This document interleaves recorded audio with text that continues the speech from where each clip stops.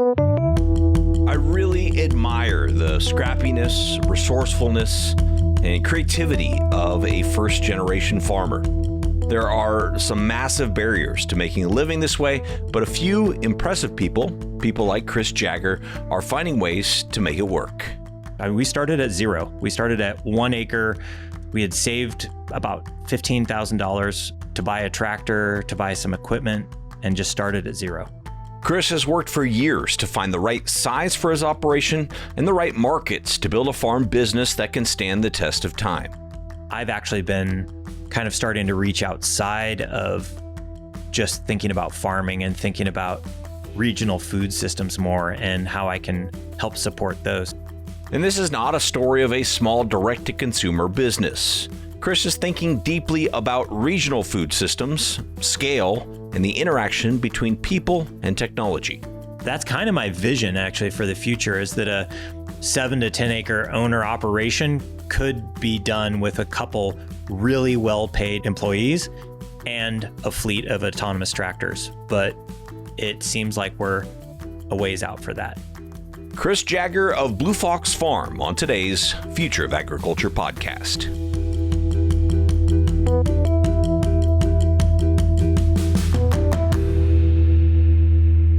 Hello, fellow ag nerd. Thank you so much for joining me for another episode of the Future of Agriculture.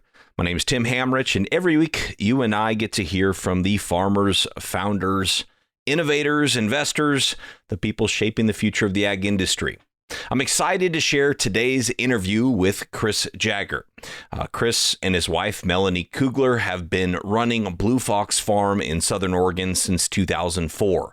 They started with just 1 acre of mixed vegetable production, scaled it to 45 acres, and now have decided to scale back to around 7 to 10 acres in vegetables. Besides farming, Chris has dipped his toes into many other realms of agriculture, consulting for other farms, running an ag supply business, starting a soil-based ag conference, and now looking at new ways to build the regional supply chain in the Pacific Northwest. The main goal in all these endeavors has been building community and feeding people. I've known Chris via Twitter for a few years now, and he has some bold and innovative ideas about the industry, but his perspective is also very rooted in the practicality of running a farm business, one that has had to sustain itself from scratch because he is a first-generation farmer. So today we're going to discuss finding the right scale for his operation, his decision to sell wholesale versus retail, what it takes to build these regional food systems, and which technologies are needed for smaller scale farmers like himself. I'll drop into the conversation here where Chris is describing what led him from California to farming in Colorado to eventually settling in Southern Oregon. Honestly, land prices. We started in Santa Cruz farming, and then we ended up both interning on farms in Colorado. When we started in the late 90s, the internship world was a really big thing back then. Like acre was where everybody found their internships, and you would actually fill out a paper form and mail it off to people, and then you'd wait 6 to 12 weeks to see if you got a response back from the farm. So we both interned on farms in Colorado. We thought we were going to farm in Colorado, and we're looking down in Cortez, down in the southwest part of Colorado. But the year that we were looking was also a drought year. So we saw the reservoir was dry, and we just happened to, through a friend of a friend, we'd known about Oregon, but just heard that there was this place called the Applegate Valley. And so we kind of thought we'd head out that way and check it out, and landed out here, and kind of the rest is history, I guess. How did you find land? Like, I don't know, one challenge obviously is land's expensive, but if you don't even want to buy land, if you just want to rent land, especially in a place where you don't have a network, how did you go about that? Yeah, so a lot of it is courage through inexperience, I think. So we were just so focused on knowing that we wanted to farm that we just figured it out. And so it was just one of those things. We moved out here. We randomly met a guy in Colorado that was from out here, and he was like, "Oh, come help start my farm." And so we lived on his property for the first 6 months, and I built a goat dairy for him, and because I was a builder as well, and kind of lived there. And so we kind of used that as our base of operations, and then just started looking around. And started trying to find land. And the funny thing is we didn't even have a down payment or anything. We just were like looking for land. And as things started unfolding, then we brought up the idea to Melanie, my wife's parents, and said, well, how could we pull this off? Is there anything we could do? And they helped us out as far as putting the down payment, because they were kind of like, well, someday when we're gone, you'll inherit money, but why don't we help you out now when you're getting your start? We're forever grateful that that's how it worked out. So they put the down payment on the land, and then we ended up buying the land with them, her parents, and then her sister and her sister's family at the time. So it was a family endeavor, and her sister ran the animal side of things and we ran the vegetable side of things in the beginning. And that's all shifted now, but in the beginning, it was a perfect way to make it happen. But other than that, we just worked our butts off, we started at zero. We started at 1 acre. We had saved about $15,000 to buy a tractor, to buy some equipment, and just started at zero. Wow. And you already had some experience farming. So you had sweat equity and some knowledge, but as far as resources go, that was it, huh? Yeah. So we had both worked on farms in Santa Cruz and in Colorado as just, workers and interns. And then we ended up managing the farm that my wife had interned on. It was a full diet CSA, kind of before full diet CSAs were a thing. It was a raw milk dairy. It was kind of like on that cutting edge at that time. It was kind of wild. And we ran the garden for that whole thing. And so that's where we got our toes wet in the world of managing people. But still, we had no idea what we were doing, We were just winging it, but we knew that that's what we wanted to do. We knew we wanted to grow food for people. So, man, I have all the respect in the world for that. And at the time, it was 1 acre for the vegetable side was 1 acre, or the combined vegetable and animal side was 1 acre? Oh, so we started the first year in Oregon. We started 1 acre of vegetables. And I was building houses at the time still, just to bring some income in. And my wife and one of my best man for my wedding, they just did a 1 acre garden just to get product to the farmer's market, just get something going. And then the next year we went 3 acres, and then we just kind of started jumping up from there. It was like we doubled each year. It was like 3 and then 7 and then 12 and then 20. And then, just went up until we maxed out about 45 acres. Mm-hmm. And was that 45 acres, was that the land that you bought, or did you have to rent and borrow other land as well? Yeah. So then we leased land for a while, and we were doing the remote farming thing. So we had some land at our place and then some land down the road. And then some elder farmers said, hey, we know this property is going to go up for sale. Do you want to buy it? And we're like, we can't buy another property. That's insane.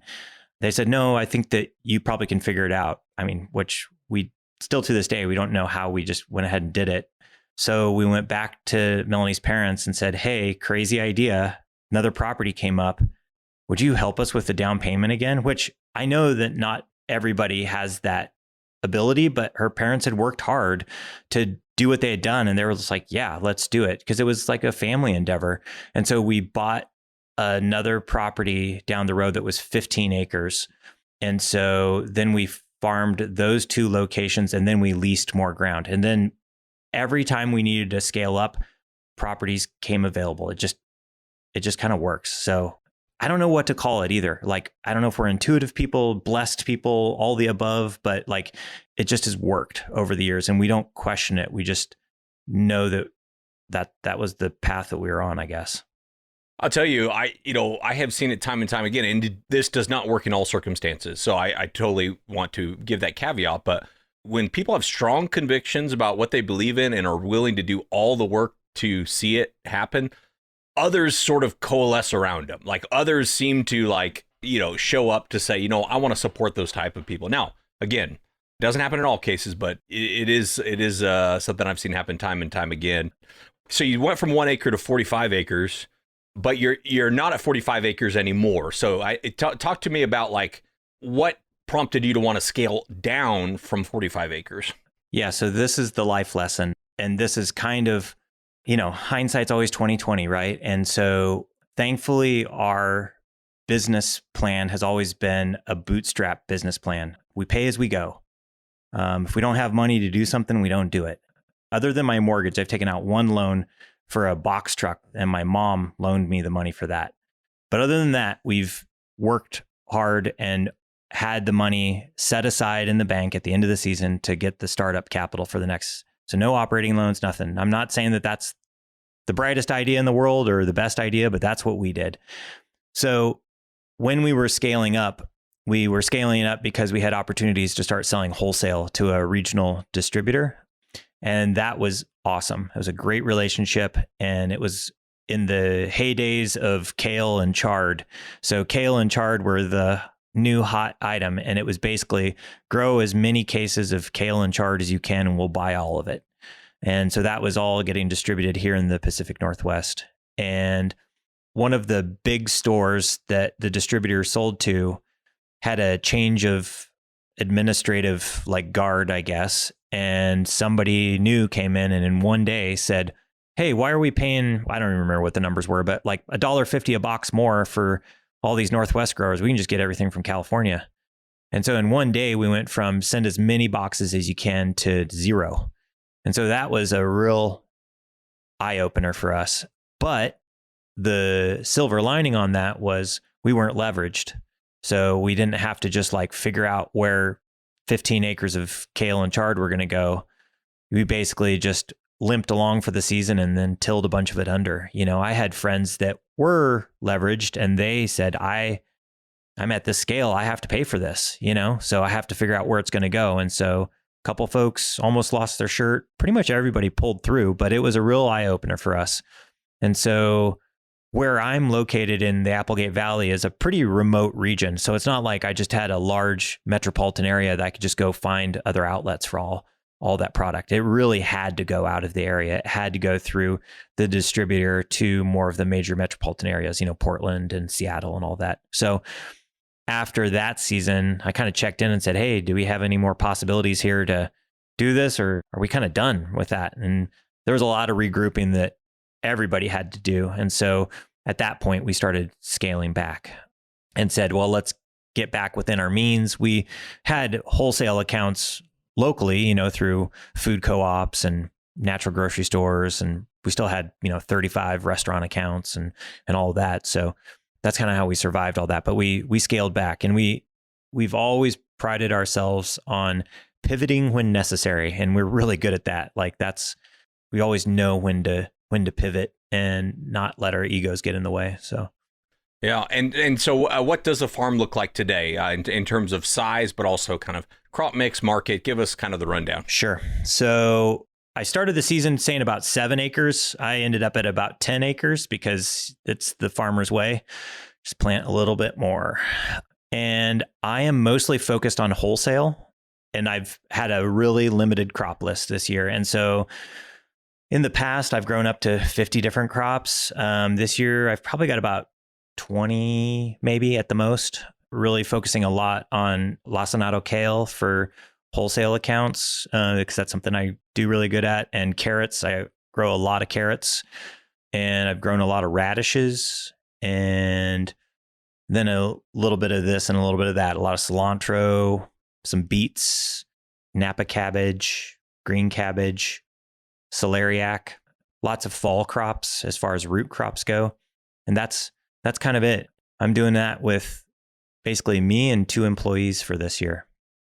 So you said your market is kind of wholesale, so grocery stores that want to buy kind of regionally grown produce? Yep, grocery stores. And then also there's a food advocacy organization. We had a bunch of fires that came in and took out whole towns here. It's been 5 years ago. And as a result of that, there was a nonprofit that came in and has basically been helping rebuild not only the infrastructure of the town, but helping rebuild the cultural infrastructure of the town. And so cultural infrastructure involves food as well. And so they've been doing this free farmers market for, I think this is the 3rd or 4th year now. So they basically set up just like a farmer's market in these areas that were affected by the fires. Even though it was 5 years ago, it takes a long time to get back from those fires, and people come and shop for what they want, no charge. And we'll see how long that goes. So that's been a big outlet for food as well. That's like no charge to the vendors or no charge to the people going to get food? No charge to the people going to get the food. Yeah, which somebody would think that it would just be a mad rush on these markets and people would just, it would just be chaos. And it's not. It's like the same families show up every week. There's no like need to check your ID or anything like that. It's like if you need food, you just go to this market and grab it, and people stand in line and go up and just take what they want. And it really kind of rebuilt one side of my faith in a certain part of humanity, because sometimes it's really easy in this day and age, just because everything's so sensationalized, to be like, do people just suck, across the board? But seeing this kind of work so well for the last 4 or 5 years is pretty cool. So that's really cool. Really cool. Well, I mean, in your years of doing all this, what is your view on, kind of the local food movement? It seems like, you hear a lot of people want to be either commodity producers or very small direct to consumer producers. And you kind of live in the middle a little bit here. You're kind of regional wholesale. So I want to talk about that some, because I know you have a lot of ideas on that. What's happening in your area, and how has that kind of impacted the way you think about that? Yeah. So when I first got into farming, local was everything, right? That was like the beginning of the whole local movement, the whole farm to table movement. And there's so much good that has come out of that. But it's one of those things that I'm not convinced that that's the only way to go at this point. Kind of like, I think that it serves a purpose, but I think that as the food systems, and for me, I talk about it from a standpoint of organics, because organics is something that's kind of been growing and evolving kind of since I first got into farming. And so from an organic standpoint, the organic industry has matured to a point now where if I'm really looking at the economic system, local plays a part, but it's not the be all end all that it used to be, because there's so many places that you can get organic produce now. And so because of that, the economic system almost warrants more of us to kind of jump up and scale a bit.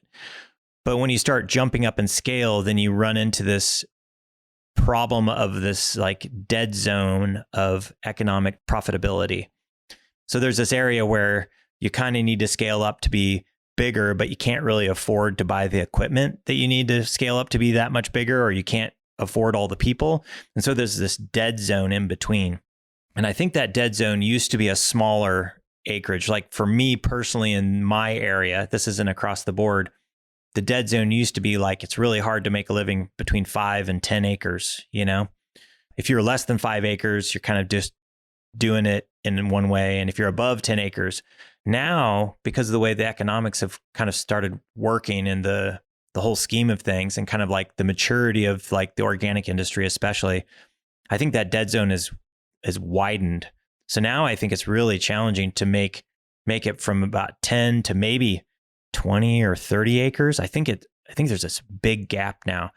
And so that's the thing that I've had to figure out is, do I go really super small or do I go really big? And I just don't think that the economic climate currently would warrant me going bigger. And so I've actually been kind of starting to reach outside of just thinking about farming and thinking about regional food systems more and how I can help support those. So that's kind of the direction that I'm actually going to be heading here in the next year or two, just really starting to dig into that, because I think that that's something that needs to be looked at more closely. Yeah, I mean, tell me more about that. What might that look like? If somebody's saying, yeah, I mean, I'm not in Oregon, but I'm kind of interested in that too. What does it look like in your mind to sort of support and build that? Yeah, so a lot of it comes down to supply chain. And supply chain is one of those things that we've seen supply chains be affected over the last 5 or 6 years, whether it's been COVID or whether it's been the world of tariffs or whether it's been just hiccups in the system, or the most recent one that I saw a direct effect was cyber attacks. There's a cyber attack on a regional distributor of natural foods. And so we saw store shelves end up kind of empty for a week or two. And so that really has kind of got me thinking, got other people that I interact with on a regular basis, thinking more about like, well, what does supply chain look like and how can we build resiliency within that supply chain regionally? Because so much of the supply chain is controlled by the majors, controlled by the big outfits. And I understand why. It makes sense from an efficiency standpoint, but from a more interesting and more maybe it's not fair to say human standpoint, but I like thinking about things in terms that individuals can affect. I've been trying to think about what that would look like in our region, like if we could start building a supply chain that is more resilient to hiccups in the greater system. So that's kind of the realm that I'm headed towards. And if you can do that, the question that kind of pops into my mind, and you would be able to speak to this much more knowledgeably than I would, is if we can get the supply chain established, is the market there? I mean, do people really want, I think they want regional produce, but are they really willing to choose it above other options because they want it? Well, I think that regional produce would probably be no different than the local produce that you see in storefronts right now, right? Because that's been the challenge that I've seen in localities is people hit a wall. They get to a certain point where they're scaling to a certain point, and then they hit a wall, and then they can't move out of that scale. And so one of the challenges that we see is, well, what would you need to do to grow out of that scale? Well, I need to sell more product. Well, can you grow more product? Well, I have all this excess product right now. I have nowhere for it to go. What can we do with that? Whether that's value added, whether that's being sent out of the area, like looking at the world. There's a lot of organizations right now that are looking at like the world of seconds and thirds, instead of just all number ones. Like, what can we do with that kind of food? So I think that there's a lot of work to be done there, which we would hope that once it hits the shelves, it doesn't look any different than anything else that's out there. It's more about what's behind the curtain. It's more about the logistics and the coordination, because that's been the biggest challenge for me is like, I'm out here in a very remote valley, but if I could coordinate out of my area to other regions in the state of Oregon, then it wouldn't really matter. I don't think, as long as the price point is not completely out of the ballpark for the consumer, I don't see why they wouldn't buy it. It just gives you a stronger backing as a regional play, as opposed to like local. There's only so far you can go with it, right? Like literally, there's only so far you can go with it. And so to define regional a little bit here, kind of how far out would you say is regional?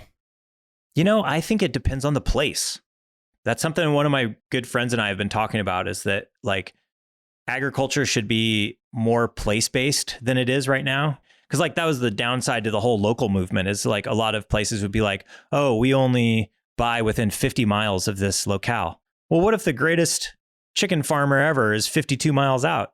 That's a bummer. It's like we need to get back to like the little bit more common sense. And so it's like in the state of Oregon, like the population here is not as dense as say California or something like that.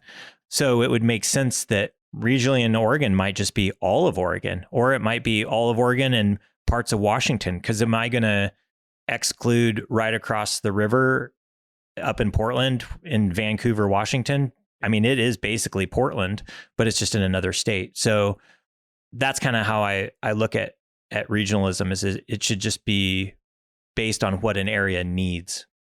Yeah, makes sense. Yeah, we buy our meat from Square Mile Ranch, which is actually in Wallowa, Oregon. But they make every 6 months, they make a trip down here and deliver your frozen meat. And so we buy directly from them. So I feel like it's local, even though they're 4 hours away from me. So what are the next steps for you in kind of pursuing this? Like what, I'm curious, I want to hear more about the journey you're on so that people can listen and say like, okay, how does that pertain to kind of my situation? Right. So I am currently doing a deep dive on what the food systems throughout Oregon look like. I'm doing this on my own, and I've been working on it for like the last 5 or 6 months.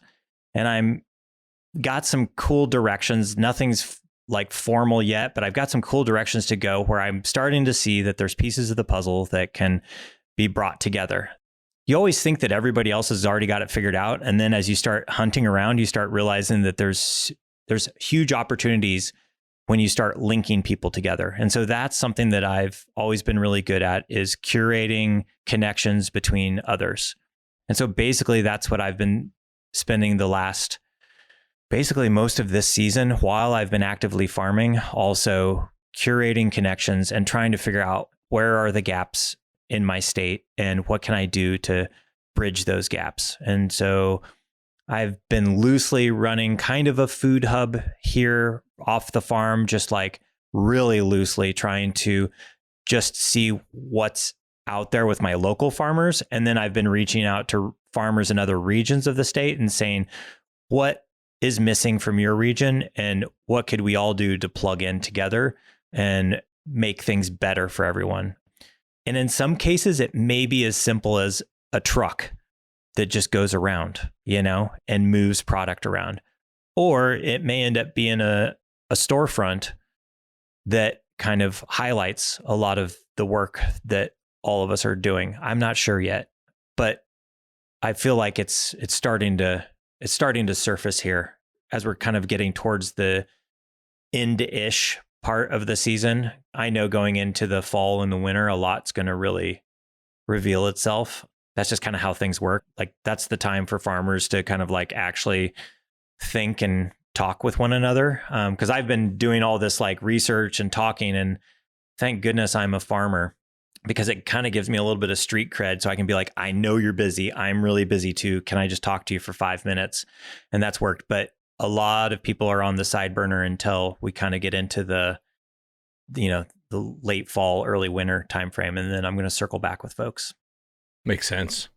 And you may have just answered this question with examples like a store or a truck, but for someone hearing the term food hub for the first time, what exactly is that?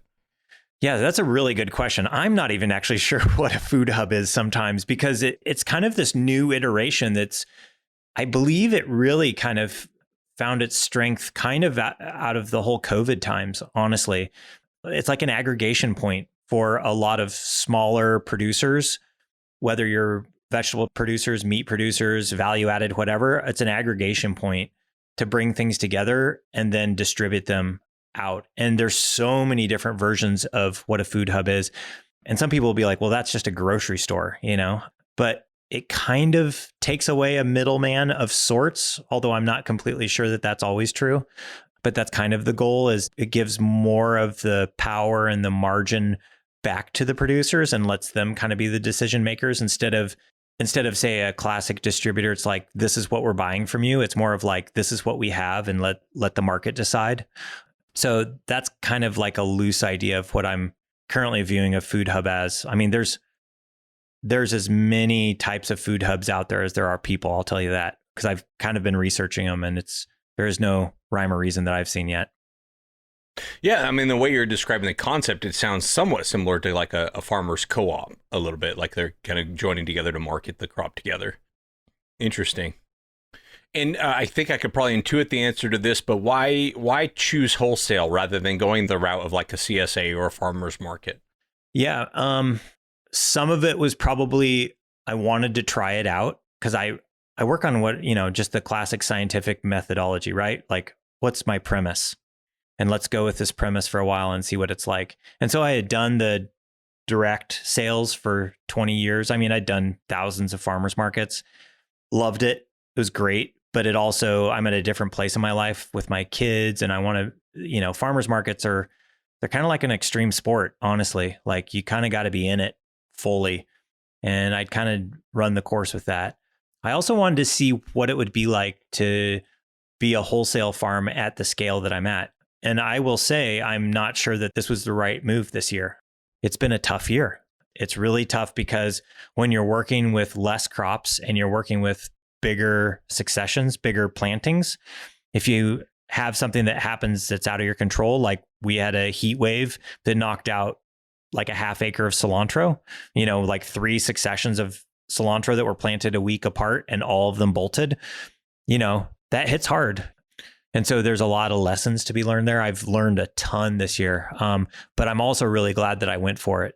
And I'd set a little bit of money back just for that reason, just to give myself a bit of a buffer. Thank goodness, because I knew it was kind of going to be a challenge this year.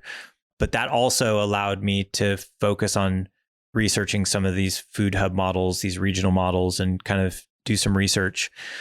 So that's why I went wholesale. And I was also trying to fill a gap that wasn't being filled by a lot of the other folks that were already like locked into certain crops. So I was trying to focus more on niche crops. And do you feel like the 7 to 10 acre range is the right size for your operation, at least for the foreseeable future? No, I don't think it is. I don't know what the answer is right now, but with labor availability, I think that 10 years ago when labor availability was a lot more, it existed. I think that it's a real challenge. I don't think that the technology is there yet. That's part of my research this last year, was trying to see if there was a way that I could grow on 7 to 10 acres with the few people I have, and then use, some autonomous equipment and some kind of higher value equipment, like to see if there was possibilities. And I don't think the technology's there yet for our scale of farm. I think the technologies are starting to be there for large farms. You have like the carbon folks, but that's not a thing that works on a small scale yet. And so that's kind of my vision actually for the future, is that a 7 to 10 acre owner operator kind of operation could be done with a couple really well paid help employees and a fleet of autonomous tractors. But it seems like we're a ways out for that. And what type of jobs do you think are we closest to, autonomy working at that scale? Field prep, seeding, cultivation. Because I think that I really like the balance between like the digital world, like autonomous stuff, and then the analog world or the artistic side of farming. Like I love harvesting. I love harvesting because I get to select, what carrots are going to go into the bunch and what scallions are going into the bunch, and how I present that as the finished product. Because there is a artisan side to it, and I love that side of it. And so that's always been my premise, is if we could get the mundane work of the field prep, the seeding, the weeding, if I just had a tractor going up and down the aisles with cultivation sweeps, while the humans are focusing on the artisanal side, which is the harvest, the washing, the packing, that's how it would work the best. And as you research for that type of technology, did you find it exists, but it's too expensive, or it's like, we're just technically not there yet? Probably both, depending on which companies you're looking at. And I mean, there's some equipment out there that's not able to come into the US right now. That's the biggest hurdle right now. Is there's European equipment, there's Japanese equipment, there's South Korean equipment, and most of that can't come into the US. So there's talk about folks that are building stuff here stateside. But again, that's time, right? It's like literally 5 years probably before you have something going. And that's something I take into consideration too. I'm 51 this year, right? So I don't have another 30 years to just experiment with stuff. I mean, I could, but I don't really want to. I want to do other things. I want to use my strengths to help other folks kind of find their passion and their careers, like with young folks. So that is really cool. This is a side note entirely, but in prep for these interviews, I often see if like a guest has been on other podcasts before, and I found your interview with Chris Blanchard from 2017, Farmer to Farmer, which was a great podcast until Chris sadly passed away. But that was a really good interview.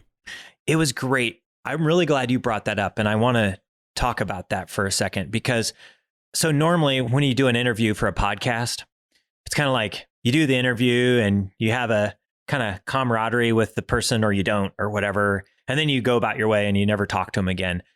Chris went out of his way to keep in touch with me, which I thought was really cool. Not a lot, but just like I just get an email from him every once in a while or whatever. And I just thought that was interesting. And then I called him when I was going to do the third symposium and was going to ask him if he'd sponsor the symposium, just to like put it out on his thing. And if he wanted to come to the symposium. And it was at that point that he told me that he had cancer. In that moment, he kind of handed the baton on to me, like figuratively.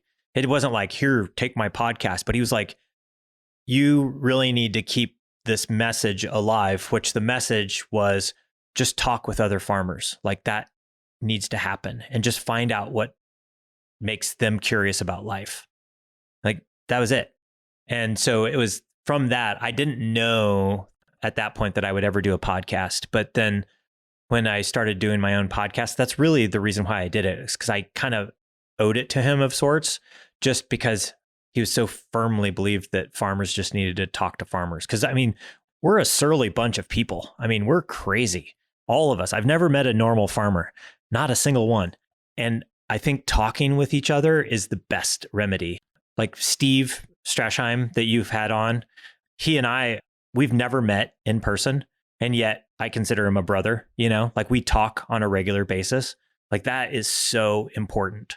And so just having Chris do that from my one time being on his podcast, that connection, that means a lot to me. So yeah, I just wanted to share that. Yeah, what a great tribute and way to continue his legacy. I mean, he was definitely, an OG in podcasting in general, and has a wonderful body of work. So if anyone listening has never listened to his podcast, you can still go find it on the various platforms. And you can start with Chris's episode, which I'm looking at it here, was episode 129 in 2017. So 8 years ago. Very cool. Well, usually kind of my wrap up questions are either, like what's next for you? What are you working on? Or like, what's your vision for where agriculture is headed? And we've kind of been talking about that stuff the whole time, but I am curious, is there anything else you want to either add or emphasize for this episode? I'm sure we'll talk again in the near future, but for this episode, anything else you want to add or emphasize? You know what? This is a good one. It's more of an anecdote than anything. So my vision of the future for agriculture is honestly based on Star Wars.